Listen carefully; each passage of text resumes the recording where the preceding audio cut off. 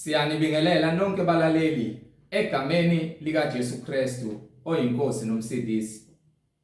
Lolu hlelo olulalele njengamanje izwi lenkosi uJesu Kristu. Izwi lenkosi uJesu Kristu. Kubo abazuzile ukukholwa okuyigugu ngokufana nokwethu, ngokulunga kukaNkulunkulu wethu nomsindisi uJesu Kristu. Makwandiswe kini umusa nokuthula ngokumazi uNkulunkulu noJesu inkosi yethu. Sizocela bazalwane kubo bonke abantu abalalele ukuthi nibe namaBhayibheli njengamanje, kuze sonke sizofunda kanye sibe nokuqonda imibhalo engcwele. Kulabo abangenalo iBhayibheli sizocela ukuba ni-download iBhayibheli kuma mobile devices enu, ama laptop noma amafoni, kuze nani nizofunda kanye nathi sonke sibe nokuqonda njengoba umoya engcwele esihola ukumbula uJesu Kristu oyinkosi nomsindisi empilweni zethu. Kulabo abazothi sebelalele bafune ukubhabhadiswa egameni likaJesu Kristu ukuba bathathe imininingwane esoyishiya njengamanje noyibonayo kwi-screen. Nalabo abafuna ukuthola ubufakazi ngobuhle bukaNkulunkulu wethu empilweni zethu ukuba yena uthembekile, uzibonakalisile yena ukuthi uthembekile ngaso sonke isikhathi, ukuba ubufakazi onabo ubuthule kuze sizobudlulisela kubanye abazalwane nabantu abadinga ukududuzeka bafinyelele iqinisweni elipheleleyo elinguJesu Kristu oyinkosi nomsindisi.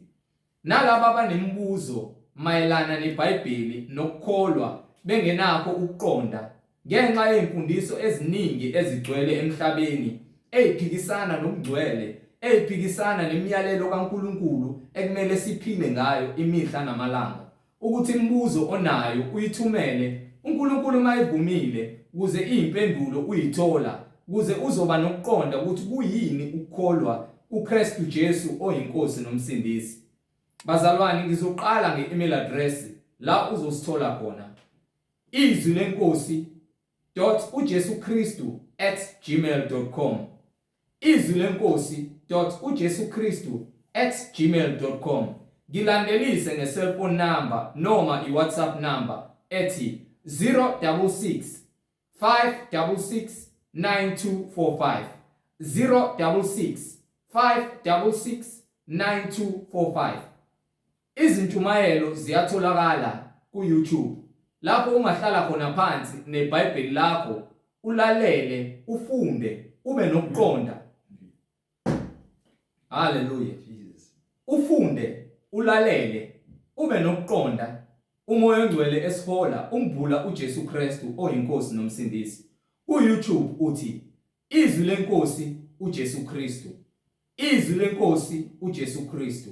Bazalwane, ungakhohlwa ukuthumelela nabanye abazalwane okholwa nabo, okhonza nabo, ohlanganyela nabo ngaso sonke isikhathi lapho simdumisa khona uJesu Kristu ngokomoya nangeqiniso, kuze sizoba nokuhlolisisa ukuthi imfundiso le esisuke siyincela siyiphuza ngabe iyafakazelwa yini umoya ongcwele njengoba efakaza ngezwi lakhe elukuphila neqiniso ekumele sihlale kulo, sigxile kulo, sincele kulo, siphile kulo. Bazalwane, ku-YouTube izwi lenkosi uJesu Kristu. Ungakhohlwa ukusubscribe. Asivule ngomkhuleko simbonge ubaba wethu osezulwini ngalesikhathi esinaso, nokuthi izwi lisebenze enhlizweni zethu likhanyise ukuqonda kuze sinqobe ngoKristu Jesu kuyo yonke imoya ephikisana nezwi lakhe ilahlekisa ukuqonda empilweni zethu, ukuba yena ayifakazele njengamanje sisalalele njengokusho kwemibhalo. Baba wethu osezulwini, malingcweliswe igama lakho Nkosi uJesu. Umbuso wakho mawufike, intando yakho mayenziwe emhlabeni njengasezulwini. Usiphe namhlanje isinkwa sethu semihla ngemihla, usithethelela amacala ethu njengoba nathi sibathethelela abasonayo. Ungasingenise kulingweni, kodwa usindise kokubi, ngokuba umbuso ungowakho namandla nenkazimulo kuze kube phakade. Amen.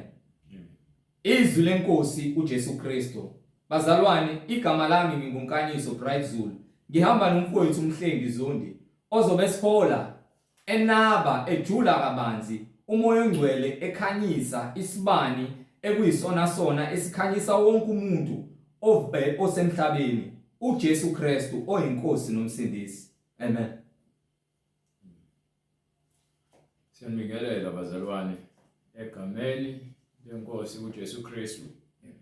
Yena oyinkosi nomsindisi, umnini mandla onke, obusayo emhlabeni nasezulwini nangaphansi komhlaba. Alikho elinye igama elifana nelikaJesu elingasindisa umuntu. Ungumsindisi walabo abakholwayo egameni lakhe besebenza intando yakhe. Ungumsindisi wabo. Akayena umsindisi wabazenzisi, akayena futhi umsindisi wabaqambi bamanga. Ungumsindisi wabantu ebekade bezenzisa, namhlanje sebeyakholelwa ezwini lakhe. Uma uJesu engumsindisi wakho, ngeke uphile impilo embili, phila impilo yinye, ngokuba izwi lakhe ilona eliyindlela neqiniso nokuphila. Ngakho ke uma uphila kuKristu, okwakho kufile, imisebenzi yakho nezinkanuko zakho kuyabulawa, bese uphila ngezwi likaJesu ekuyilona elivela ezulwini. Ngeke uphile ngoJesu ngaso futhi ngoloso sikhathi uphinde uphile ekufebeni, uphinde futhi uphinde uqamba amanga, uphinde utshontshe, uphinde uhlebe, uphinde uphile ngomoya wempakamo noma ube nenzondo. Uma wenza njalo uyamhlambalaza uKristu. Awunabo ubungcwele. Ubungcwele izwi lothando. Uthando umoya weqiniso ovela ezulwini. Kulabo abambulelwe iqiniso bayalamukela. Kepha kulabo abangabazenzisi, abazenza sengathi baphila ngomoya weqiniso, kepha ngaphakathi ezinhliziyweni zabo baphila impilo ezimbili, babonakala ngezenzo.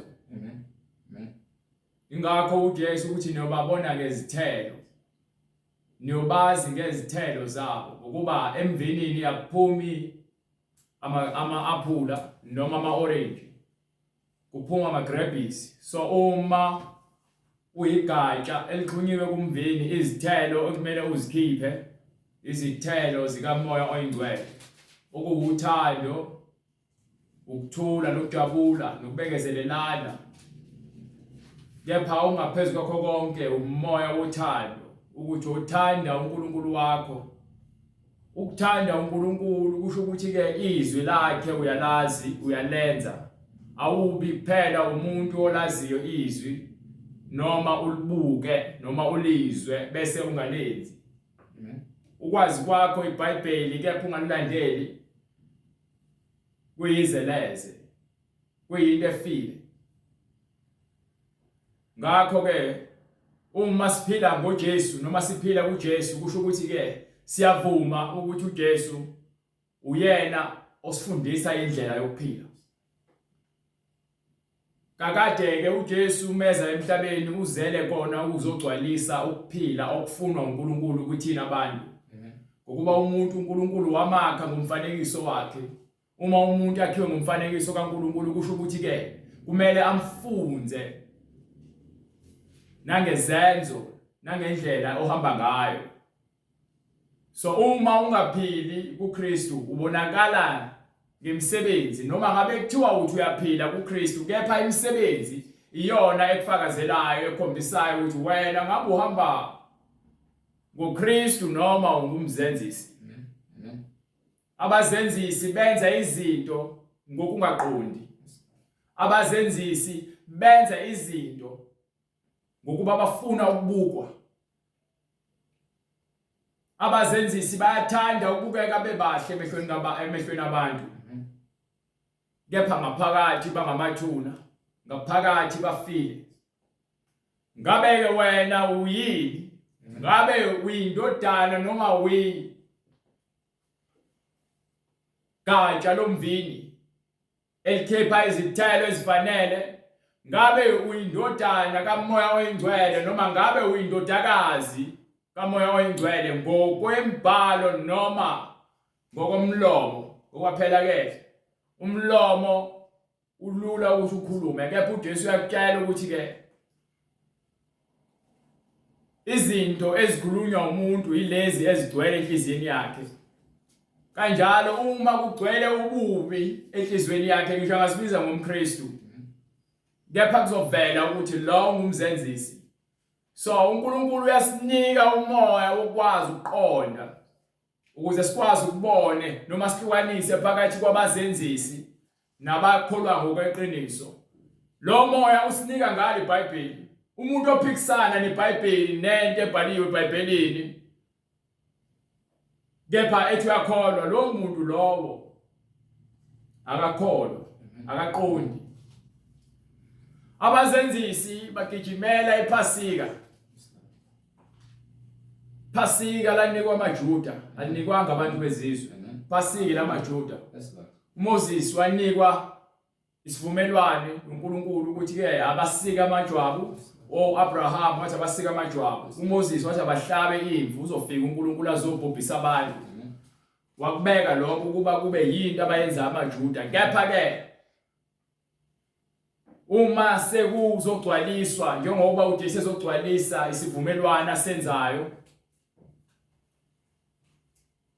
ngeTestament elisha, usuke yena ezoba isivumelwane esisha. Ukuthi bona bamkela yena bazothola ukuphila njengokuba nakhona ngesikhathi uNkulunkulu ezofika ehlasela eGibhithe ezobhubhisa izindlalifa zaseGibhithe, wabanika umyalelo ukuze basindiswe, bakwenza lokho basindiswa. Namanje ke uJesu ngeTestament elisha ngokuba bahambile bahluleka endleleni ukugcina isivumelwane nomthetho kaMose, manje kwathiwa bezizwe ababizwe bazehamba ngokomusa nangokukholwa. Akudingakali ukuthi bazithole becelebrate amaPhasika noma bengibungaza amaPhasika ngokuba nakhona bazenza izinto ezenziwe ePhasikeni. Kuney'nsuku eziwu-7 lapho khona ngadliwa isinkwa esine-yeast ePhasikeni.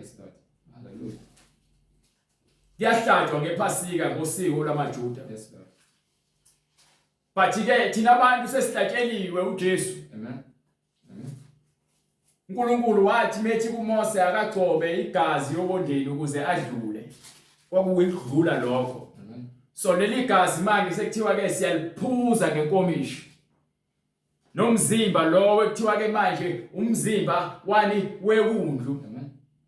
Kepha kuthiwa isinkwa esisidlayo umzimba wakhe. So uJesu wayesenza isivumelwano wathi lokhu kuyisivumelwano sami esisha ekumele nisenze ukuthi niphuze lenkomishi njengegazi lami, nidle lesinkwa lesi njengomzimba wami.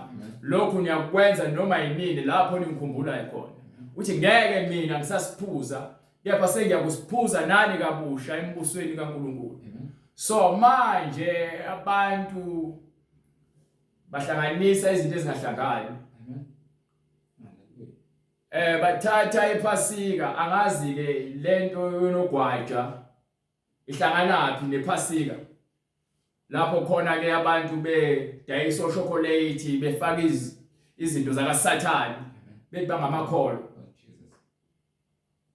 Kuningi abantu bathukile. Bajaha ucelebrate njalo. Bagood mekuthiwa kuyaphela kuyacelebrate. Kepha mekuthiwa kulandele izwi nemfundiso epheleleyo. Abafuni. Kepha mekucelebrate December 25 baqamba amanga bathi usuku lokuzalwa likaJesu. Kepha sino Father Christmas khona lapho futhi. Ubani uFather Christmas? onogwaja ngani iphasika ke abakwenzani. Asike sibuyele futhi emuva ke Jesu bathi ke Good Friday. Good Friday. Shuthi uJesu mekuthiwa ke kwakuzoba isabatha. Bathi bona ufa Friday. Wavuka usuku lokuqala. Usuku lokuqala kusho ukuthi eluphi? Usunday mekuthi isabatha ngomgqibelo.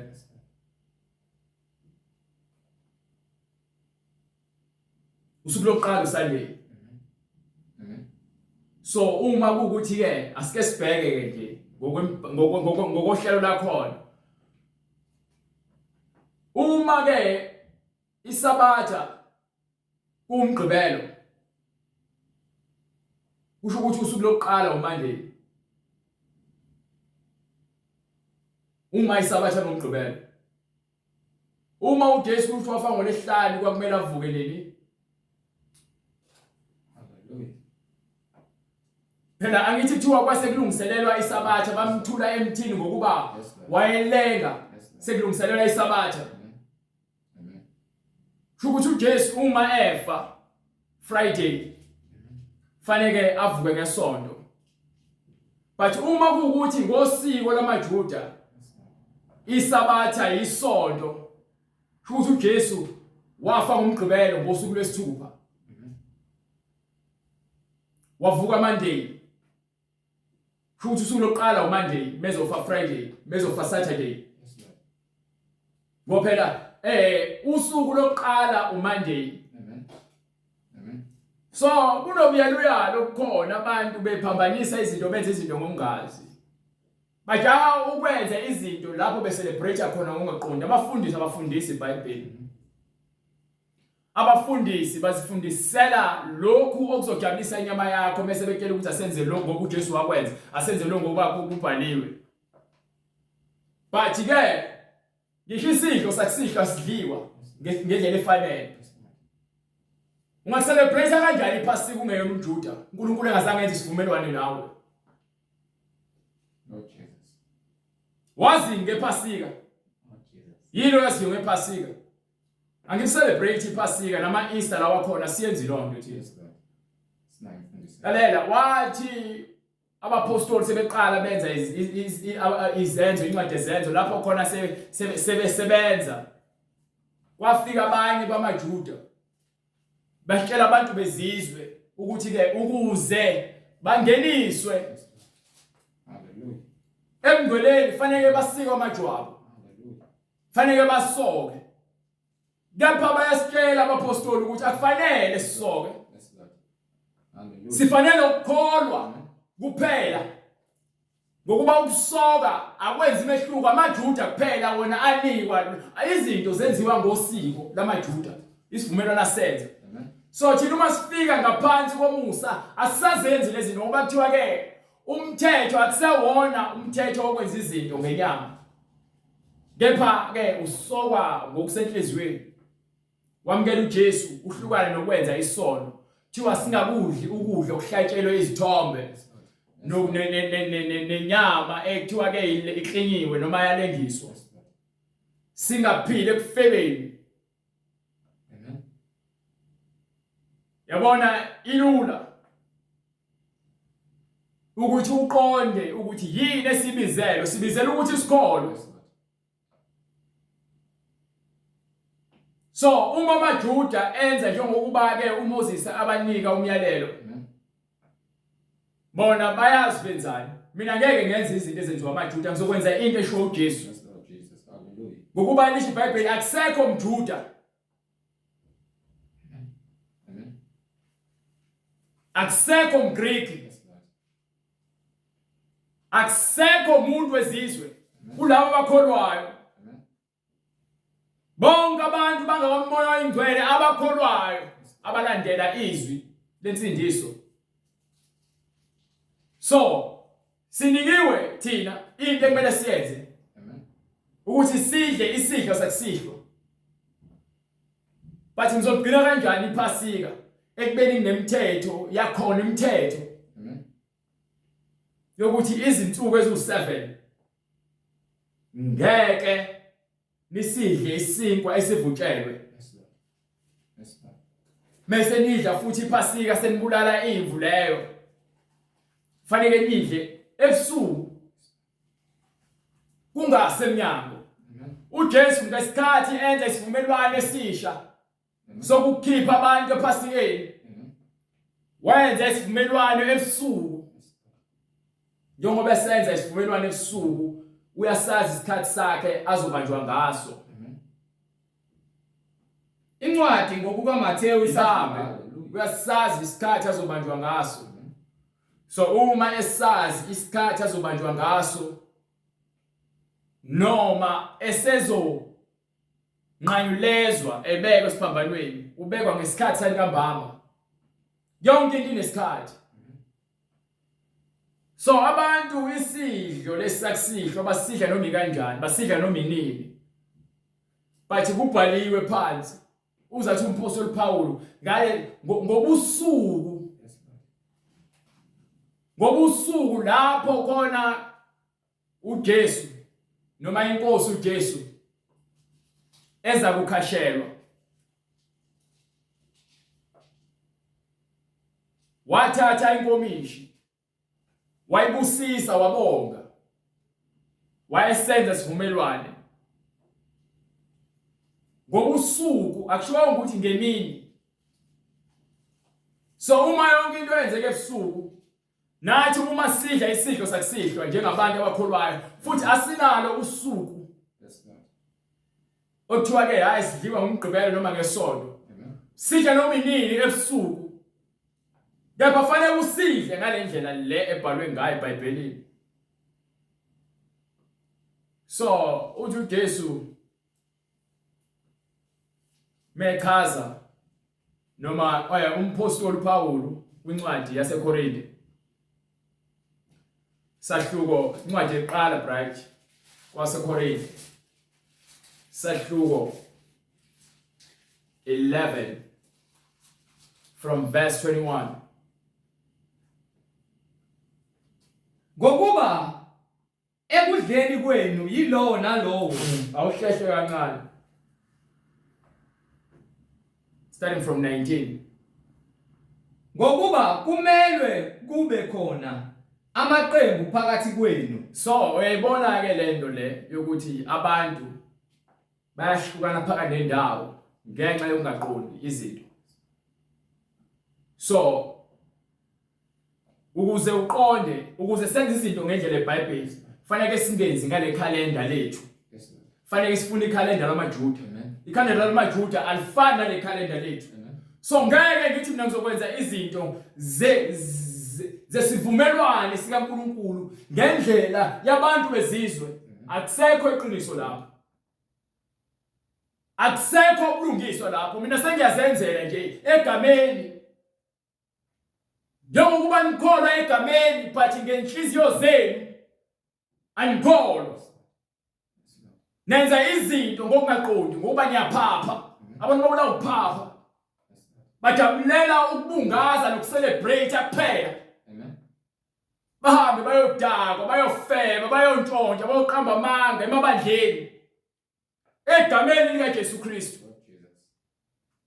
Thiwa igama likaJesu Kristu liyahlanjalazwa ngenxa yenu nina abazenzisi. Ingakho kunamaqembu nobani ufuna ukuqamba nebadlala saqamba igama lakhe. Nobani ufuna ukuqamba nebadlala saqamba igama. Kunomncintiswano. Ngisho phakathi kwabadlali babangizikhundla. Asifune izikhundla thina. Angifune ukubizwa ngamagama angasile. Thiwa umuntu osebenza imisebenzi kaNkulunkulu makabe inceku, makabe isigqila sikaNkulunkulu. Nina nifuna ukubizwa ngomaster. Nifuna ukubizwa ngamaprofeti ngenkani kepha khona ukuthi okuphuma emlomeni okuqhamuka eNkulunkulu.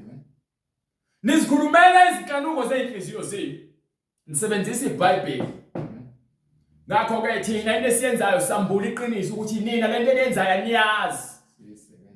Anazi lutho. Kumele senze izinto njengoba iBhayibheli lisho. So uma ke ungekho uFriday eBhayibhelini, ukhona Friday eBhayibhelini. Awukho Friday. So uyathelaphi uGood Friday? Hallelujah. Uthathelaphi ngifuna ukwazi mhlawumbe unolwazi. Nuthathaphi uGood Friday? Awukho eBhayibhelini. Awukho umsombuluko. Awukho uLwesibili. Awukho uLwesithathu. Awukho uLwesine. Awukho uLwesihlanu umgqibelo. Khona iSabatha, usuku lokuqala, usuku lwesibili. uNkulunkulu edala umhlaba akaze aqambe uLwesihlanu. Amen. uLwesihlanu. Hallelujah. Noma ungathi uFriday ngoba manje uLwesihlanu usuku lwesihlanu ngithi. Yebo, but ke uFriday asuboni uLwesithathu. Hallelujah. uWednesday, manje ke sizophela kwenziwa kanjalo. Hallelujah. Ngakho ke siyafuna ukuthi ke sibe noqondo ukuthi uma senza izinto ingakho iBhayibheli likutshela ngokusobala ukuthi ke kunezikhathi lapho khona abantu bezophambanisa izinto. Yilapho khona uJesu afika azokutshela abantu kusakude ukuthi ke manje niphila ngaphansi komusa. Into enizoyenza ukudla isinkwa sakusihlwa kuphela. Isidlo sakusihlwa kuphela. Ugcwalisile umthetho uJesu. So lento ngisho ikhona eBhayibhelini uba lapha kwincwadi yaseKolose sahluko 2 verse starting from verse 16. Ngifuna nje ukuthi verse 8 mase uyagijimela lapha ku verse 16. Mase uyabuya kwencwadi yaseKorinte. Ngakho makungabikho umuntu onilahla ngokudla nesithe mina bright ngifuna usahluko 2 verse 8 mase uyagijimela ku verse 16. Xwayani funa kumbe khona onithumbayo. Xwayani ukuze kungabi khona abantu abasebenzisa leli iBhayibheli ukunithumba ngokuhlakanipha nangenkohliso eyize. Ngokuhlakanipha nangenkohliso eyize leze. Njengokwemvelo yabantu kuba vele abantu bayathanda ukwenza izinto ngaphandle kokuqonda ukuze bajabulise izinhliziyo zabo nokuthi bezenze sengathi banolwazi kanti abazi lutho. Manje ke le ndaba zama Easter nogwaja no Easter bunny no Father Christmas lokho izinto zikaSathane.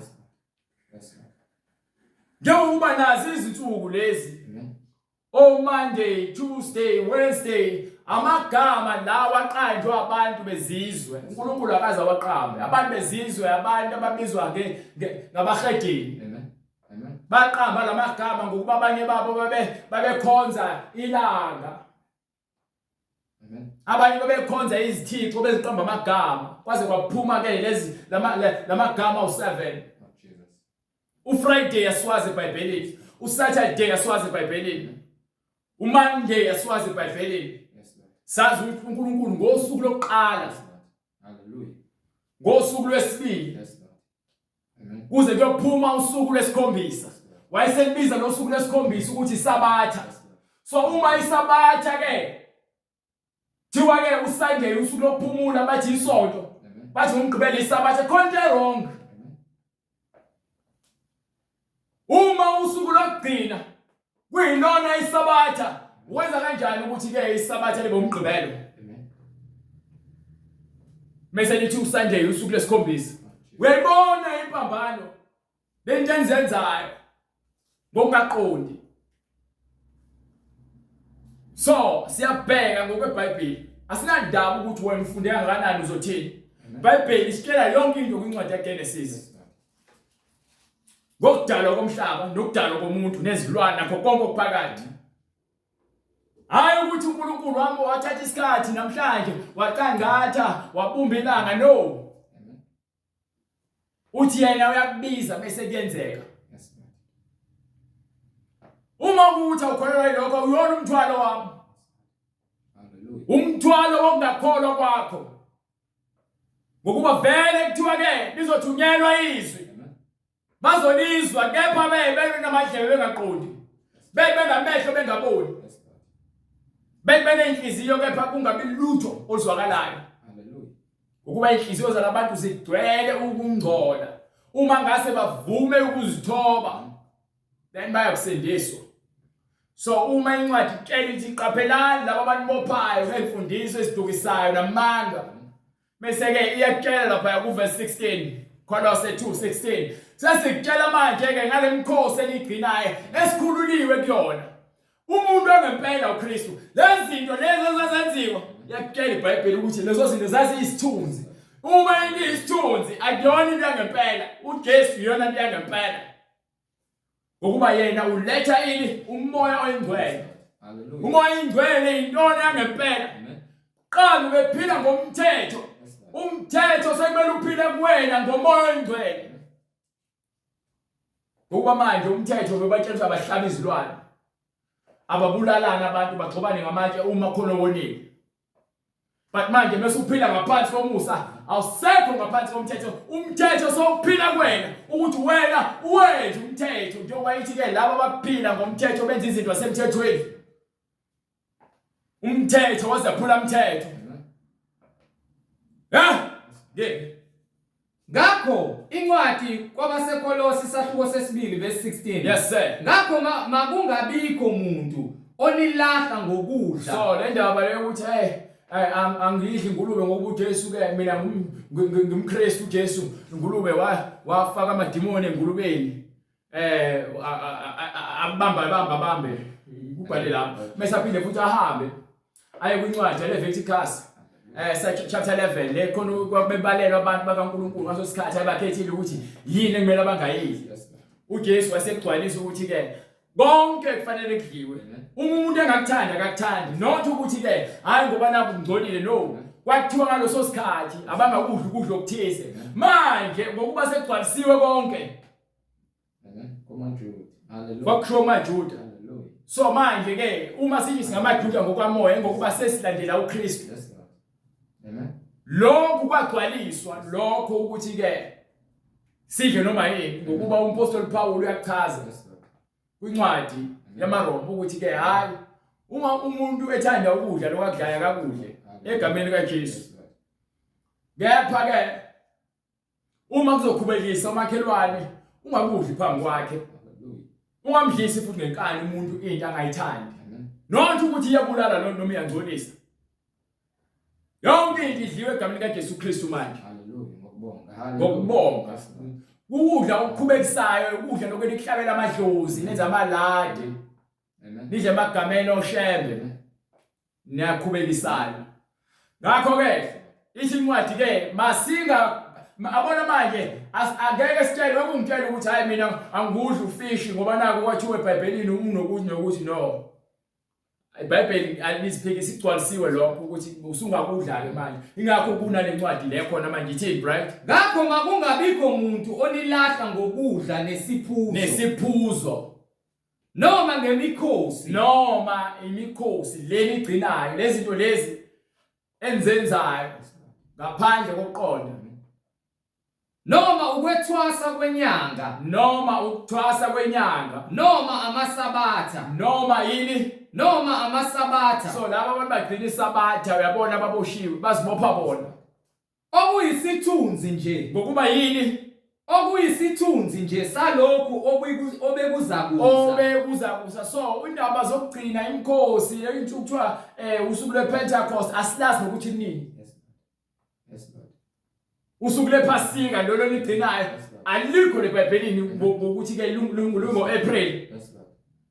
Kusukela ngoLesihlanu kuze kuyophuma ngeSonto. Oh Jesus. Niyaziqambela nina ani celebrate uJesu. Ni celebrate uSathane. Akekho umuntu okholwayo ozokwenza into angayiqondi. Uma ungayazi idiyeke, musu uhamba ufuna ukubungaza zonke izinto. Imikhosi egcinwa abantu. Valentine niphakathi nithi niyakholwa. Hallelujah. Khisimusi niphakathi nithi niyakholwa. Hallelujah. Amen. Freedom Day. Freedom Day. Mandela Day. Mother's Day. Hallelujah. Yonke into babungaza okudaliweyo. Bakuthanda okudaliweyo. Lord Jesus. Lalela ngeke umbungaza uJesu usuku lakhe lokuzalwa. Uhluleka wena ukugcina izwi lakhe. Yes Lord. Amen. Ngayo lo nyanga no December lo abakholwa abantu bakholwa bahamba besontweni ekseni. Ntambama babe bazodaka utshwala. Lord Jesus. Baphile kufekeni. bebe bayakholwa. Nina nikholwa uSathane ngokuba ligcwalisa inkanuko zakhe. Hallelujah. Anikholwa uJesu lo thina simbizayo. Waye ngumbulali wasekuqaleni. Hallelujah. uSathane wenkhohlisa kungiholele ekufeni. Amen. Yingakho iBhayibheli lithi mfune uJehova manje. Animfuni uJehova nini? Niyavakasha emasontweni. Niyobe icubuthwane nifaka amaperfume abizayo nempahla ezibizayo. Emva kwalokho nithatha ama-selfie ukuthi benikekerde. Lord Jesus. Amen. Mase niphindele niyophindele emphalazweni wenu niyobhuda phakathi emphalazweni wenu. Amen. Ningulube ezithanda udaka. Ngokuba okwenyama banaka okwenyama. Bathi bezosontweni bebe benake izinto zenyama. Kepha bakamoya banaka okukamoya. Bese kuthi laba yabona thina sifuna ukulandela izwi. Anginandaba ukuthi mina ufunde kangakanani noma umbishop uthi ke wabona isibonakalo sikaJesu. Ngeke uJesu akufundise into ephambene neBhayibheli. Ngokuba ukunaka kwenyama kungukufa. Ngokuba ke labantu ababona uJesu beqamba amanga noma bathi izwi bathatha kuJesu bafundisa izinto eziphambene ezibulalayo. Kepha ukunaka kukamoya kungukuphila nokuthula. So yabona isidlo sakusihlwa. Isidlo senkosi sakusihlwa. Isidlo sikaJesu sakusihlwa. Awusinazi insuku. Amen. Amen. Ungasidla ngisho 7 days. Insuku zilandelana. Ebusuku. Egameni likaJesu Kristu. Amen. Kepha ke lemkhosi yeni eniyenzayo enigcinayo nenilandelayo nokugcina amasabatha nikwenza amagameni abantu abafundisa imfundiso kaNkulunkulu ngokuphambeleyo ngokuba yini nilandela ke amagama amabandla anilandeli izwi uJesu uyakutshela nje ukuthi uyagcwalisa isabatha lithi ke lokho okwenziwa uJesu noma lokho okwenziwa ngaphansi komthetho kaMose okuyisithunzi nje salokho obekuzakuza. Lalela ke kuthiwa ke igazi leli lahlatshwa eTabernacle izilwane azikwazanga ukuthatha isono ngokuba lokho kwakumele kwenziwe njalo unyaka nonyaka iyona ke lemkhosi lekhulunywa ngayo eBhayibhelini okuyisithunzi nje lephasike ligcinayo iyona lemkhosi eligcinayo ekuthiwa ke kwakuyisithunzi asekho isidingo salokho bekuzakuza. Kepha umzimba ngokaKristu. yini Kepha umzimba ngokaKristu. so nibhakiwe phakathi kwetshe nedwala. Yayibona into ukuthi ubhakiwe. So uma ngifundela kumaHebheru chapter 10 from verse 1 lencwadi oyifunayo. Qale from verse 9. I mean chapter 9. Starting from verse 7. maHebheru chapter 9 from verse 7. Ngifuna uyifunde. Kodwa kwelesi sibili Yes sir. kungena umpristi omkhulu yedwa. Yabona uhlehla kancane uqala verse 4. Sifuna ukucacisela ukuthi lezi zinto zigcwalisiwe nina ngenxa yongazi nongaqondi. Liyalandela nje. Anifundi lutho futhi emasontweni. Into enitshelwayo izinto ezijabulisa wena nokuthi ninikele imali nokuthi ke sizovakashela kuphi sizoyapi sokwenzani kuhlezi kwenziwa izinto. Bathi ukufundisa ngokuthi hlukanani nokufeba, hlukanani nomtshotha, hlukanani noqamba amanga, hlukanani nokuthi ligqoke okwezwe noma ke nifaka amawigi namabhluku ngabantu besifazane nokuthi niyeke nina abafana ukulalana nodwa. Anitshela lezo zinto nokuthi yekani ukuhlabela amadlozi namadimoni. Anitshela lezo zinto. Ngokuba yini sebengabazenzisi ngoku unembeza wabushiswe ngensimbi. Yes Lord. Abasakwazi ukukhuluma iqiniso. Imigogodla yabo seyigobile imkanje. Abasakwazi ukuqonda straight ngokuba iqiniso selikhishiwe ibhande leqiniso abasenalo okhalweni labo. Amadolo abayentenga njengezingane ezifunda ukuma. Abakwazi ukuzimela. Abakwazi ukuma isekole seqiniso. Bayintshela lokhu enithanda ukuzwa. Sathane uze ngokuzontshontshwa nokuqamba amanga nokubhubhisa nokubulala uyanithumba ngamanga niyakholelwa amanga kaSathane ngaphezu kweBhayibheli ekuyilona eliletha ukuphila. Nanokuthi ngafundiswa kanjani nizokholwa kanjani ningenabo abafundisi beqiniso bazofundisa kanjani bengathunywanga. Hallelujah. Incwadi kumaHebheru isahluko 9 verse 3. Yes sir. Ngasemva kwesiheko sesibili kwakukhona itabernacle elithiwa itabernacle yama kuthiwa isiheko uJesu ngesikhathi elenge esiphambanweni uma kuthiwa ngesikhathi kuphuma umoya wasevuleka isiheko sajabuka phansi nendawo uJesu wangena le ndawo le abapriest abakhulu ababengakwazi ukungena kuyona wangena la kuyona thina ukuthi nathi sikwazi ukuthi egameni lakhe sithole ukungena kule ndawo kuyona uJesu Kristu manje. Hallelujah. Ungumpriest abapriest benyama ngaphansi kwesizukulwane sika Aaron amaLevi ayengakwazi ukungena ngale ngaphandle kwegazi. Hallelujah. So uJesu ungenile ngegazi lakhe hayi ngegazi lezilwane. Amen. Le lwana lihlaba egameni kaJesu Kristu nina niyakhohlakala. Niyakhohlakala. Ngasemva kwesiheko sesibili kwakukhona itabernacle. Yes sir. Elithiwa elingcwele kwakungangena umuntu lapho. Elina altar. Yebo. Legolide. Yebo. Lokuthunqisa. So lezi zinto lezi uMoses ngesikhathi ambulelo lezi zinto uzakhe njengokwesibonakaliso sasezulwini. Ezulwini kukanje. Njengoba kuthiwa akakhe kunesihlalo somusa. Isihlalo sobukhosi. uNkulunkulu womusa. uJesu methi ke ngikusho ukuthini ukuthi ngize ngomusa angifune emhlabeni kusho ukuthini lokho? Kusho ukuthi ke yena uze ngoNkulunkulu. Akafune emhlabeni ngokuba yena ungumhlabeni uqobo lwakhe. Isho njalo incwadi ithi ke ngifuna umhlabeni. Hayi njengokuba ke kulingiselelwe ngokwezilwane but manje ngifuna umhlabeni lona wegazi elimvana. Amen. Elina altar legolide nokuthunqisa nomphongolo wesivumelwano omboziwe ngegolide ngazonke. Yes sir. Okwakukhona kuwo isitsha segolide esiphethe imana. Yebo baba. Iphethe imana le kuthiwa bayigcine. Hallelujah. Yiwo ufakazi ngaso sonke isikhathi. Nenduku kaAaroni eyahluma izimbali enezibhebhe zesivumelwano nakhona nezibhebhe ezalandwa uMose entabeni. Phezu kwawo kwakukhona amakherubi. Endawo phezu kwakhona kwenziwa amakherubi. Enkazimulo engamele isihlalo somusa. Amakherubi lawa kusho ukuthi asingethe isihlalo somusa. Okungena kukhululwa ngakho ngakunye manje. Yebo baba ngeke sakhulunywa ngakunye ngakho manje ngoba akusekho manje. Akusaqondakali kulabo abaphila enyameni. Amen.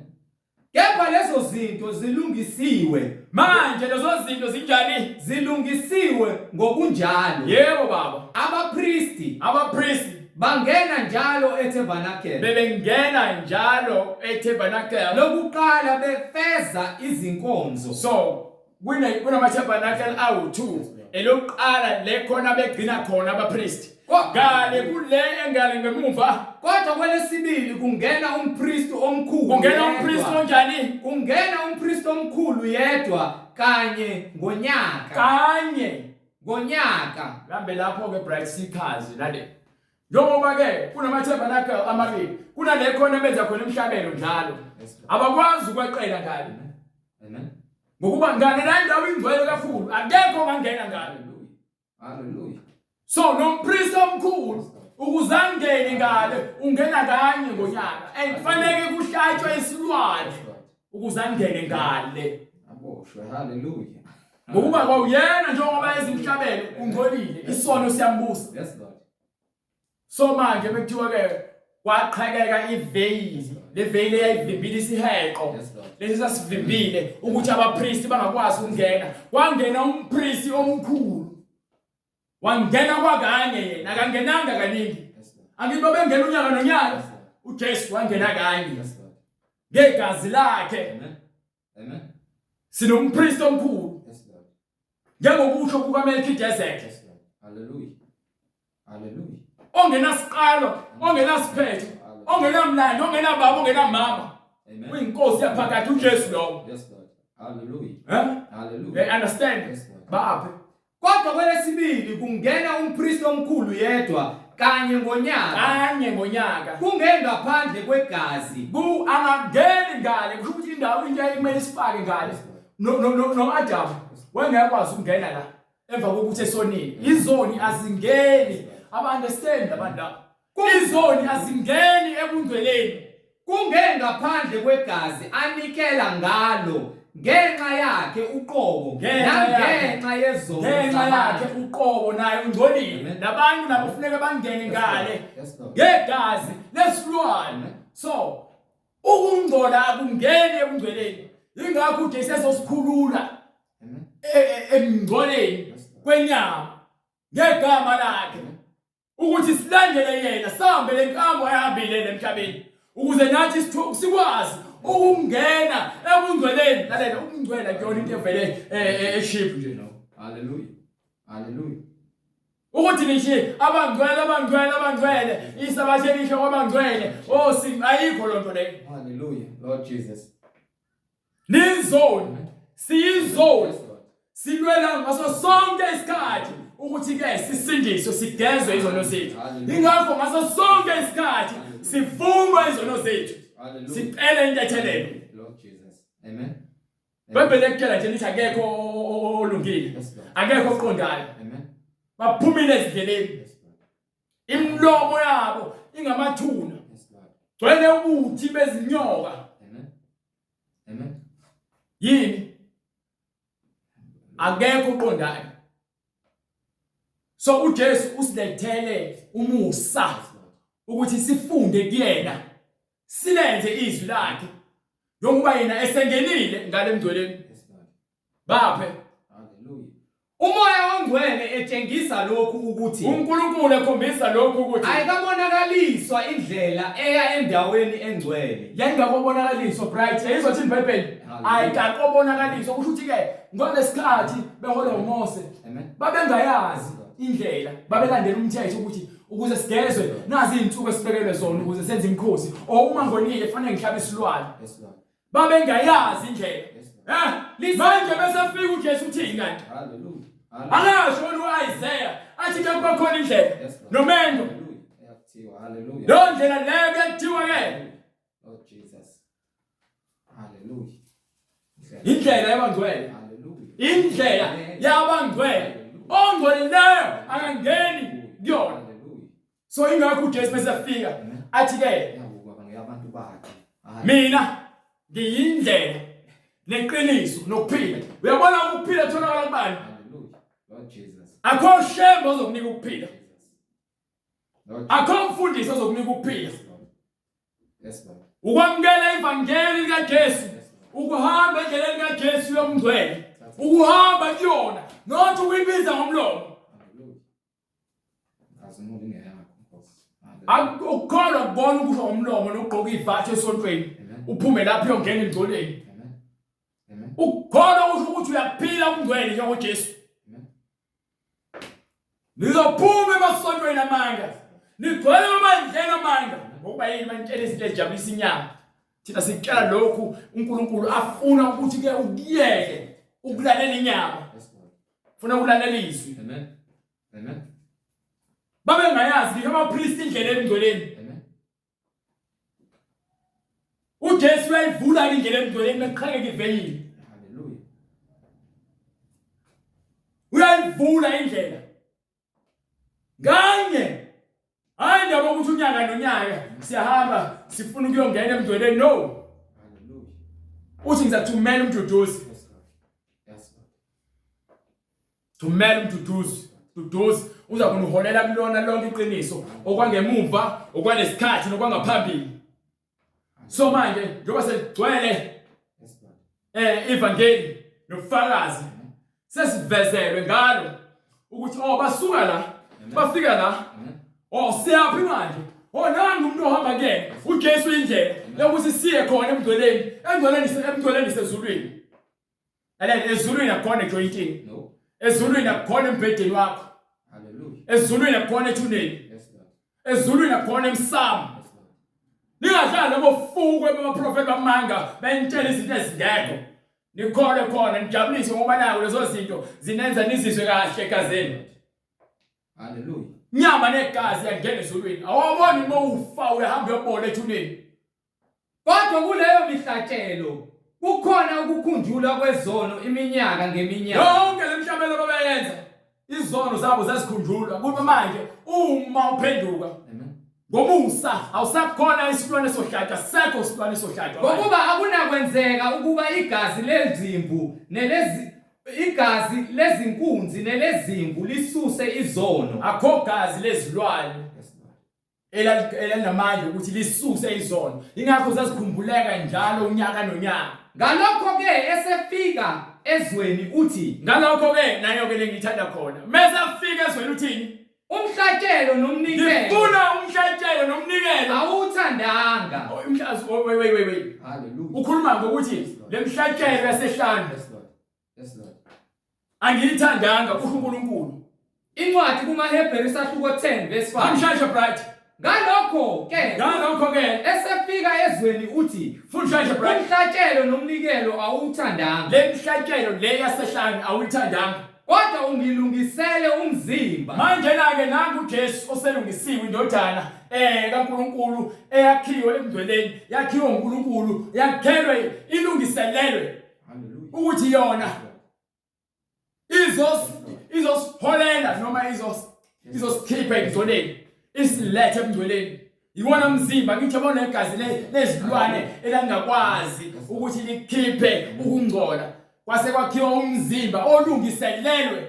Ayikho imvu yazalwa elungiselelwe uJesu kuphela owazalwa elungiselelwe. Iminikelo yokushiswa nemihlatshelo ngenxa yezono awuthokozelanga. Yabona awuyithokozelanga. iminikelo leyakhona yenziwa uNkulunkulu akanandaba nayo. Yes Lord. Uyasho anginandaba nemhlatshelo ngifuna ukuthi ulisize izwi lami.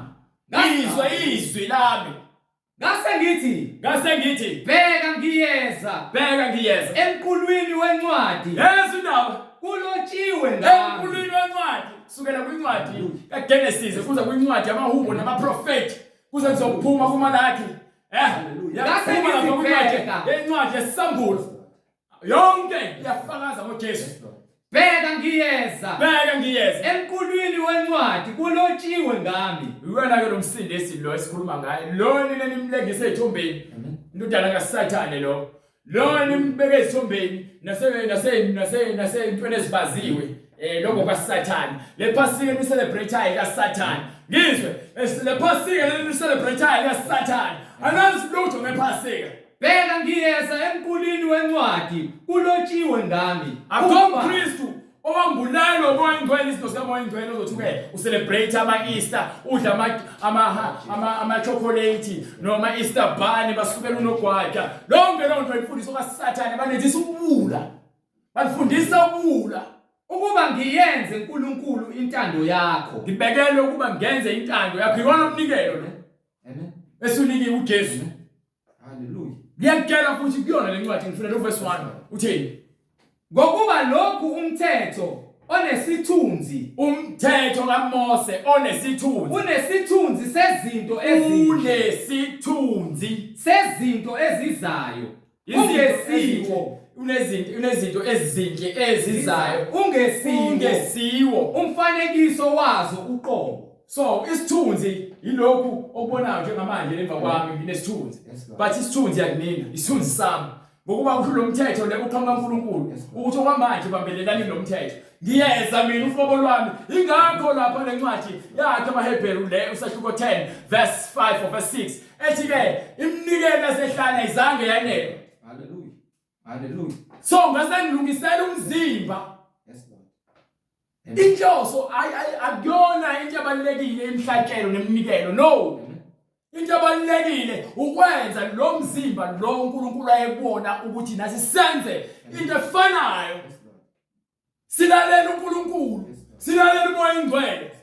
Into ebalekile ukulalela izwi lakhe. uNkulunkulu akanandaba nokuthi wena umuhle kangakanani, nokuthi usebenza kangakanani, ukuthi unikela kangakanani. Uzongena nomnikelo wakhe esihogweni.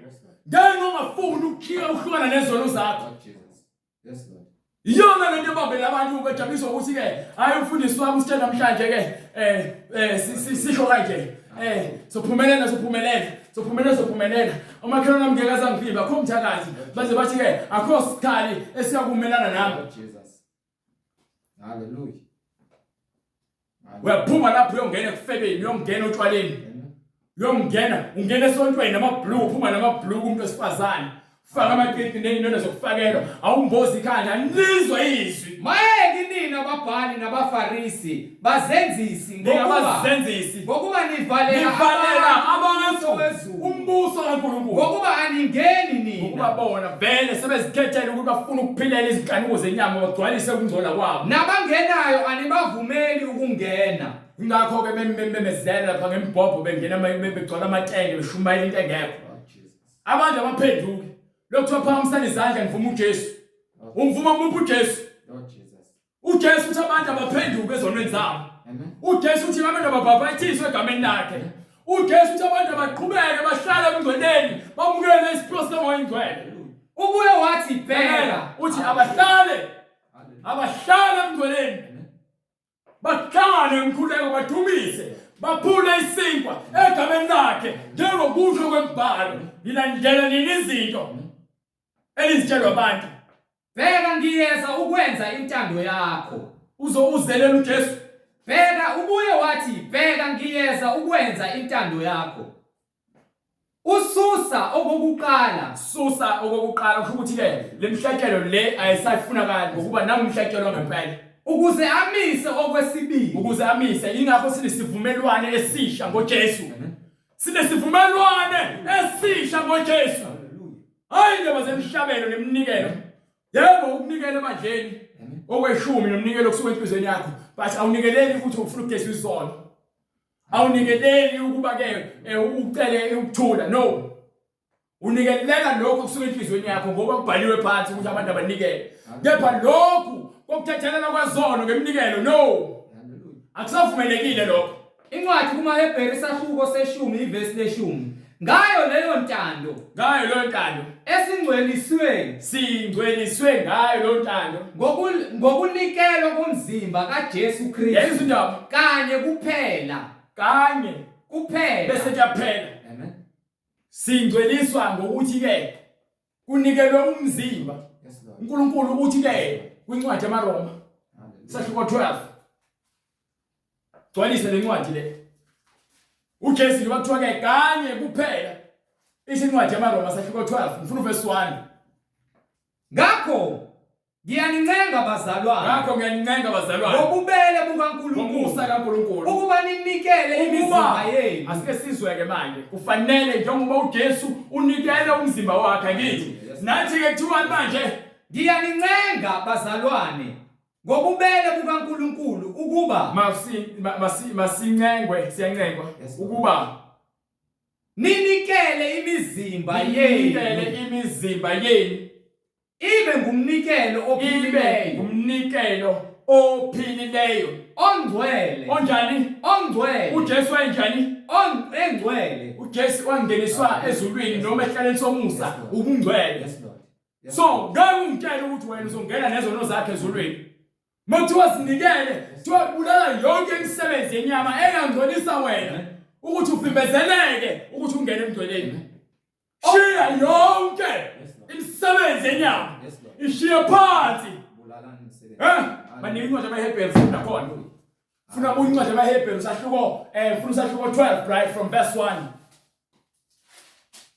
to verse 2 mengaphosisi.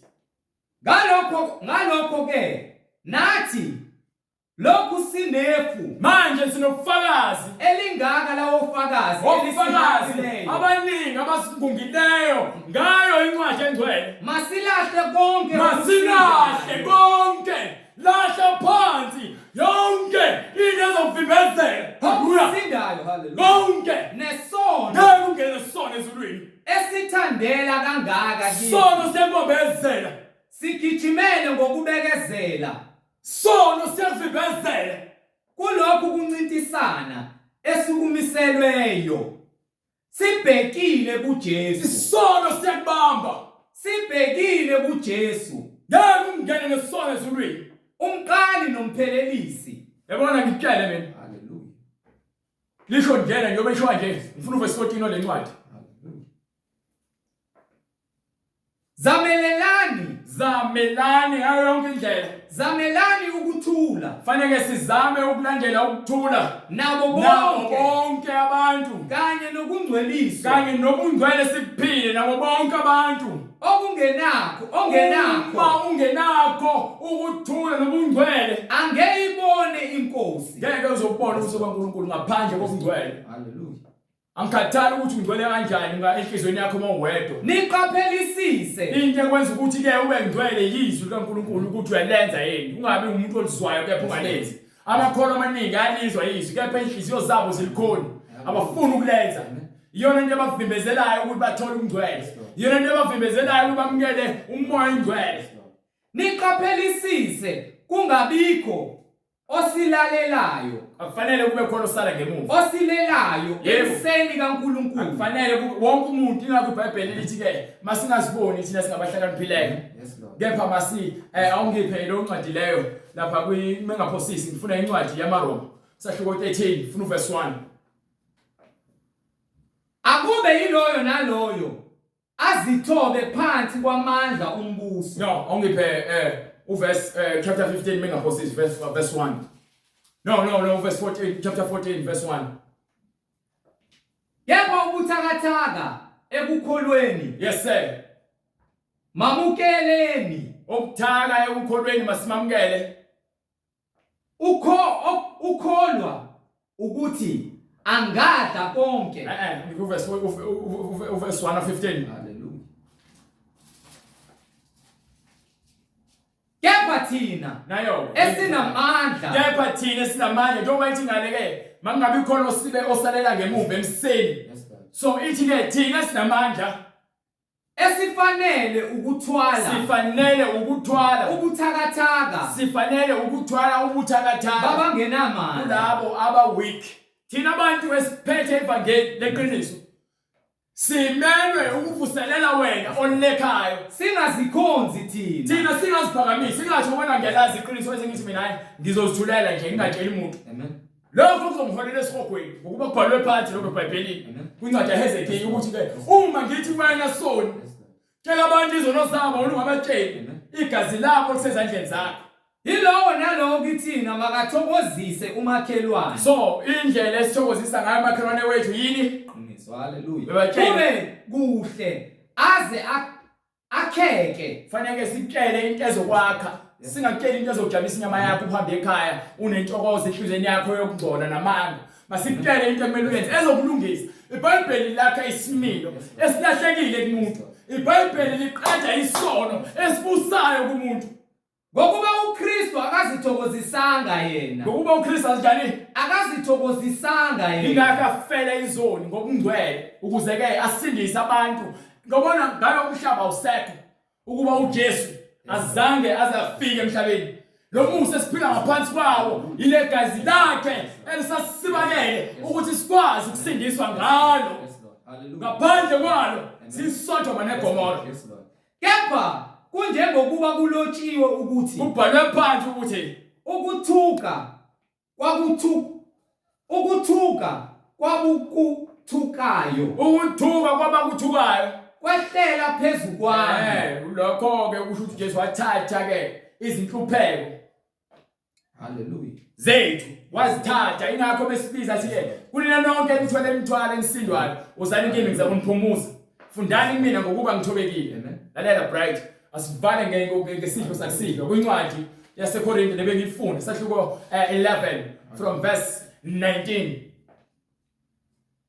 Veza lendaba yamaqembu uqembe khona nanongaqondi kwenu ukuba ke umoya engcwele nimlaleli anifuni ukwenza izwi lakhe, nifuna ukuzenzela intando yenu, ingakho nihlala 7 days nilungiselela ukuthi nifuna ukushumayela ubheke izinto ozozihle kubantu ngoba yini awuholwa umoya engcwele. Indaba ukuthi uma nawe ukuthi haleluya bazalwane haleluya ngimlana ngakho ukuthi haleluya into ebalekile into ebhalwe phansi, then mesuyivuma ngesokuthi amen sengathi ke ukuthula makube kumina konke. Ngokuba kumele kube khona amaqembu phakathi kwenu, kufanele vele kube khona amaqembu ukuba baqinisile phakathi kwenu ukuzekele ufakazelwe iqiniso lokhu okwenziwa ngempela nalokho okwenziwa ngokwamanga. Fanele kube khona amaqembu. Yes Lord. ngakho ke ngakho-ke nxa nibuthana ndawonye ngakho-ke uma sihlangene ndawonye akusikho ukudla isidlo senkosi lokho. yes sir akukho ngona kusihlangene sesidla isidlo senkosi no Ngokuba ekudleni kwenu ngokuba uthi behlangene abantu benza lezimfundiso zabo asinankinga amesosidle mina asinankinga amesosidle ekseni asinankinga amesoshiya abanye ngemuva ngokuba ekudleni kwenu yilo nalo uthatha okwakhe ukudla ngokuba nobani uzenzela umathanda uthatha ukudla kwakhe ngaphambili omunye alambe omunye ngemumva usele omunye adawe omunye usedakiwe kanti aninazindlu yini kanti awunalo likhaya lakho ozohlala khona wenze konke ukwenza kwakho mesuze esontweni sozokwenza lokho kufanele ukwenze egameni kaJesu Kristu ngendlela efanele zokudlela nokuphuzela na uthi uJesu isincwadi uJesu wathi esehleli nabafundi bakhe khuluma sebephelele babehlangene bebonke sebedlile noma besadla wathatha inkomishi wayibusisa babe ndawonye akekho kwathiwa akhuluma ngokuthi hayi manje uPeter akekho asidle noma hayi uMateyu akekho no no babephelele wathi bedlile ngakho uJesu akela uJudas Iscariot wathi lokho ufuna ukwenza kwenze masinyane haleluya washiya lapho uJudas Iscariot esemngenile uSathane kumbe niyalitelela ibandla likaNkulunkulu ngenxa yongafuni ukulandela imfundiso nokulandela izwi nomyalelo walo niyedelela umyalelo nesidlo sikaNkulunkulu nijabhise abangenanto na lalela uma udla isidlo sikaNkulunkulu usaphila efebeni usaphinga amen uyadelela wena uma udla isidlo sikaNkulunkulu usantshontsha uqamba manga uchitha igazi uyadelela wena haleluya yes lord wisonakala usikhohlakala wena uma wena nabanye abafana umfana udla isidlo sikaNkulunkulu uyadelela wena uma umuntu wesifazane uzodla isidlo sikaNkulunkulu ugqoka amabhluku namaqhiqi nama-makeup uyadelela wena ngizakuthini kini na yini esingayisho kubona bright nginibonge na ngizobonga kanjani abantu abadelelayo anginibongi ngeke ngalokho ngakho-ke ngokuba mina yes sir ngakwamukela enkosini lokho izwa-ke manje-na-ke sike sizwe nayo into ebalulekile uPaul yes lord noma umpostoli uPaul yes lord wayengekho yes lord ngesikhathi uJesu asake enyameni amen amen amen yes lord umpostoli Paul yes lord wayezingena ibandla likaKristu ebabulala yes lord kepha uthe uKristu besazambula kuPaul noma uPostoli Paul lord jesus wamtshela izinto ezenziwa ebandleni likaKristu haleluya haleluya uhlangana nabanye abapostoli yes lord bakhuluma yalela bakhuluma izwi linye yes lord emva kweminyaka u14 eshumayela umpostoli Paul haleluya engakaze ahlangane nabanye abapostoli amen amen wafika isibonakaliso ke samthumela haleluya eJerusalem amen waya wahlangana nabo haleluya wakhuluma nabo uthi ke wafika ukuthi babe khona abaziwayo ngokuba ukuthi wahlangana ndaba ukuthi ke baziba dume ngani lord jesus uNkulunkulu akahloniphi umuntu yes lord amen akakhethi buso bamuntu uNkulunkulu lord jesus as long as senza intando yakhe amen amen wahlala nabo phansi ngokwahlukeneleyo wakhuluma nabo amen ngevangeli elinikiwe amen emva kwalokho bavumelana baxhawulana banikana isandla sakhe enene sesivumelwana ukuthi lemfundiso efundisayo iyona lemfundiso le esinikiwe uKristu thina esingofakazi bakhe ebesinaye besimphatha sakhe senyuka naye wena uqhamukile esikhaleni wawukhona uStefan bamgcoba ngamatshe kepha nangu uKristu namhlanje wenzela umusa wakunika into ebalulekile amen so akanikwanga ngapostoli umpostoli Paul imbono ngokuba mina ngakwamukela wamukela kubani ngakwamukela enkosini lokho yes sir nenganinika khona so lokhu afundisayo uPaul noma umpostoli Paul wakunikwa uJesu Kristu ukuthi inkosi uJesu ngalobusuku ngani bright ngalobusuku akushiwa ngokuthi ngemini ngitshelile nje ngalobusuku akashelwa ngabo ngobusuku into eyenzeke ebusuku leyo yes lord wathabatha isinkwa wathatha isinkwa wabonga wayisebonga wasihlephula wathi wayesehlephula isinkwa wasethi lokhu kungumzimba wami ohleshulelwa nina umzimba wami ohleshulelwa nina lokhu kwenzeni ukuba ningikhumbule lokhu sikwenzela ini ukuba ningikhumbule akushongo ukuthi sigcine iphasika ukuze simkhumbule lokhu kwenzeni ukuba ningikhumbule awubambe kancane naye enye into yambulo futhi moya ingcwele uMoses nephasika lezimvu uJesu akashongo ukuthi ke iphasika leli alinika abantu washo ukuthi iphasika no hallelujah wathi ke isivumelwano esisha amen hallelujah uNkulunkulu wabenzisa iphasika noma iPassover ngoMoses uJesu usinika isivumelwano ngomzimba wakhe nangegazi lakhe ngewayini nangesinkwa esihleshulwayo egameni likaJesu Kristu sikwenza lokhu ekukhumbuleni yena funda bright hallelujah sikwenza lokhu ekukhumbuleni yena bese kuthini emva kwalokho hallelujah bright mfuna verse 24 verse 24 bright wabonga wasihlephula wathi yes sir lokhu kungumzimba wami lokhu kungumzimba wami ohleshulela nina uyahleshula uhleshulelwa nina lokhu kwenzeni ukuba ningikhumbule sikwenze lokhu indaba yephasika kuthiwa umjasese bephasika ingakho kuthiwa ke ngifuna uzwisise kahle nina abantu ngabantu bami bamanga nebafundisa abawufukwe nezinyoka ezigcwele emabandleni zifundisa abantu izinto ezingeke eBhayibhelini baphambanisa izinto ngenxa yokuthi ke abulugcwalisa izigaluko zabo ikhini moya ingcwele hallelujah lokhu kungumzimba wami ohleshulelwa nina uhleshulelwa thina lokhu kwenzeni ukuba ningikhumbule nayo indlela okukhumbula uJesu hallelujah ukwenza ini ukuhlephula isinkwa ukuphuza iwayini ebusuku egameni likaJesu Kristu nihlangene nimunye amen hallelujah yezindaba hallelujah hallelujah le ndaba yenu lento eniyenzayo amaphasika niyaforsa nina anazi lutho anazi lutho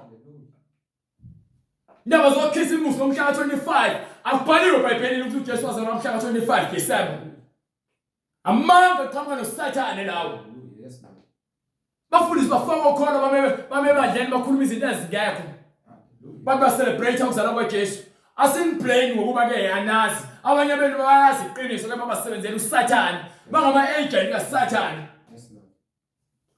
ngibe kanjalo wathatha nesitsha wathatha iwayini emva kokudla yes sir kwakusihlwa wathi emva kokudla kwakusihlwa wathi wasethi lesi sitsha siyisivumelwano esisha yini lesi sitsha siyisivumelwano esisha no isivumelwano esidala siyisivumelwano esisha egazini lami yezindaba isivumelwano esisha egazini lami uyena manje ohlatshelwa abantu yes lord ingakho kuthiwa ke emva kwala utheni lokhu kwenzeni lokhu niwenzeni ngezikhathi zonke lokhu kwenzeni ngezikhathi zonke enisiphuza ngazo akusho ukuthi ngomhla kabani ngezikhathi zonke enisiphuza ngazo ukuba ningikhumbule ukuze simkhumbule qhubeka ngokuba njalo nxa nidla lesinkwa niphuza lesitsha nimemezela ukufa kwenkosi kukaJesu ize ifike ngakho ke lowo odla lesisinkwa uma udla lesinkwa noma lesitsha lesitsha senkosi yebo ngokungafanele unecala lomzimba negazi lenkosi lokwenza izinto ngokuphambene egameni likaJesu Kristu unecala kodwa umuntu akazihlolisise umuntu akazibheke zibhekeni khona ke akadle lesisinkwa aphuze lesisinkwa ngaphambi kokuthi udle lesinkwa lesifuna usihlolisise yes lord ukuthi awusolekile yes lord mawusoleka fanele ucela untathelele uhlukane naloko okusoleka ukwenza usoleke ukuze ungezuba necala sonke silwela ukuthi singabi necala phambi kwakhe ngokuba odlayo aphuze uzidlela aziphuzele icala futhi wena uyazilahla wena uma wenza lezi zinto ngaphandle kwendlela efanele uma engawuhlukanisi umzimba wenkosi. Yayizo indaba. So manje ungitshela wena ukuthi ngicela iphasika nephasikeni no nezinto eGolika Jesu ezamanga. Niyazenza phela. Niyazenza. Ngiyambonga uNkulunkulu ngakho konke. Amen. So nizozikhethela. Amen. Ukuthi uzoloku uhamba ugcina amaphasika unyaka nonyaka noma nje oba lithi iBhayibheli ke lokhu kwenzeni njalo. Uma kuthiwa wenze njalo ukuthi into yenzayo lo noma inini ebusuku uma nihlangene egameni likaJesu Kristu. Hallelujah. Ngeke usidle futhi lesidlo lesusoleke. Yes Lord. Kufanele uhlambuluke. Ngokuba njalo nxa nidla lesidla njalo nxa nidla lesidla nidla lesinkwa niphuza lesitsha nimemezela ukufa kwenkosi. Siyamemezela ukufa kukaJesu Kristu ize ifike. yayizwe isazofika akafanga nje wahamba unomphela uyabuya uzazogcwalisa izwi lakhe kufanele ligcwaliseke njengokwesithembiso. Kubona bonke labantu abalandelayo babiza ngawonkulunkulu beni akhona yedwa obuyayo bonke balindile ehayidise bazogwedlwa bayahleke nani. Baphi incwadi yezenzo khona bezokwazi kumele bayenze baphume kula mabandla amanga. Phumani kula mabandla enamanga, phumani nonke. Nilandele iqiniso. Ungalandeli mina. Akulona ibandla lami leli. Funda iBhayibheli lakho. Ngingakuzitshela sithi yebo before wabe nathi lethi iBhayibheli lakho. Lord Jesus. Sebekuzwa bahlabeka enhliziyweni. Hallelujah. Bathi kuphela. Nakwabanye abapostoli. Sebekuzwa basebehlabeka ezinhliziyweni. Bathi kuPetru nabanye abapostoli. Nakubanye abapostoli. Madoda abazalwane. Siyakwenze njani na? Yini esiyakuyenza na? uPetru wayesethi. Phendukani. Nathi kumele siyenze. Yiloyo naloyo abhabhatiswe egameni likaJesu Kristu. Egameni likaJesu Kristu. Kukho ukuthethelela kwezono zenu. Ukuze sithethelelwe amacala ethu. Khona niyakwamukeliswa. Ngalo ndlela uma sesivuma izono zethu siyobe sisamukeliswa isiphiwo sikaMoya oyingcwele ukuba lesithembiso ngesethu nesabantwana benu esabo bonke abakude. Bonke inkosi uNkulunkulu wethu yakubabiza. Wafakaza nangamanye amazwi amaningi wabayala wathi zisindiseni kulesizukulwane esiphambeneyo. Zisindiseni kulesizukulwane esiphambeneyo. Yes sir. Iyona into ekumele siyenze. Ukuphenduka. Samukela uJesu. Phela. Lemkhosi enigcinayo amasabatha namaholide na yonke imkhosi yenu nalezi zinto zenizenzayo zokutshela ukuthi hayi ungakudla ukuthi mina ngivegetarian, hayi mina ngikuthi hayi ungakudla ukuthi ungahlathi, hayi ikolonto leyo okuyisithunzi. Yonke lento leyo eyisithunzi yezokwenzeka ngempela uJesu umzimba wakho konke gcwalisile. So unoqondo olabafundisi abaqondayo lezinto bazokutshela into ekumele uyiqonde ebhalwe phansi eBhayibhelini, hayi into ezojabulisa inhliziyo yakho uphinde uhambe ungena esihogweni nenhliziyo yakho ijabulile ijabuliswa isono. Zisindiseni. Nina abantu abacelebrate iPhasika nePhasika leni nanoma Easter eni ningahamba nawo niyokwenza lo mgcola kwenu. Umane mangene. Hallelujah. Bayabona nje asisebenzi lonto le. Bantu belosibuza nenzalike ke ePhasika. Sihlele ekhaya namhlanje siyashumayela. Asishumayele ngoba ePhasika ukuba njalo umgqibelo lesibili umgqibelo isonto siyashumayela. Amen. So asishumayeleni ngoba naku sithi ke sinezinsuku ezibalekile no. Hallelujah.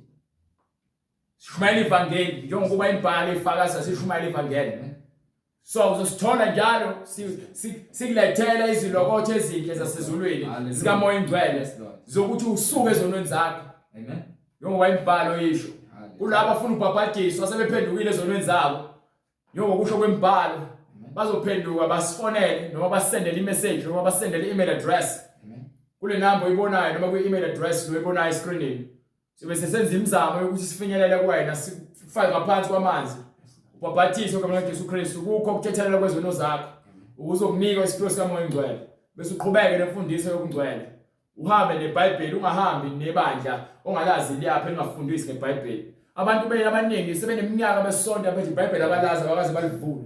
Sonto kanjani ungalazi iBhayibheli? Hallelujah. Sonto kanjani wazi isitori esixoxa umfundisi wakho ezinye izitori usazoziphendula le eBhayibhelini ngenxa uvela nazi lutho. Nisakholwa yilalo zinto lezo. Yini ngokuba abantu bayabhubha ngokuba yini abanalwazi baholwa impungushe nezinja nabathakathi baholwa obolile.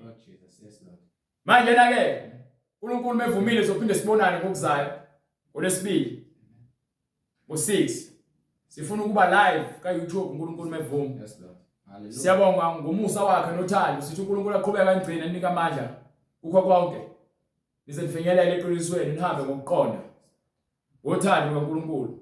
Sitosivale umkhuleko.